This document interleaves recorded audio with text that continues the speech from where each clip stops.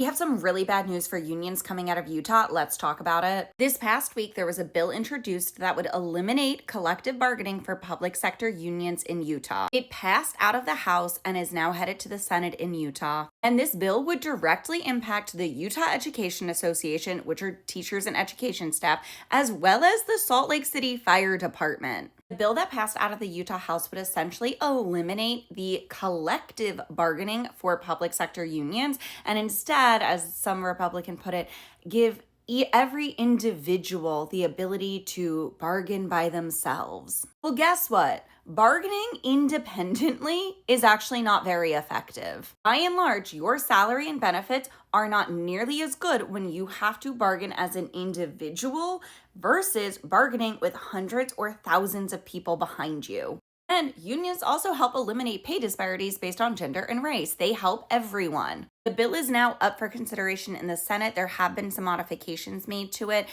where you would be able to retain your collective bargaining if more than 50% of teachers voted for your union representation, and you would have to recertify every 5 years. I believe this is very similar to the process down in Florida right now, another state that is attacking public sector unions, primarily teacher unions. The bill is going to be taken up by the Senate probably early this week on February 3rd or 4th. If it passes the Senate, it then has to go back to the House because they're different versions.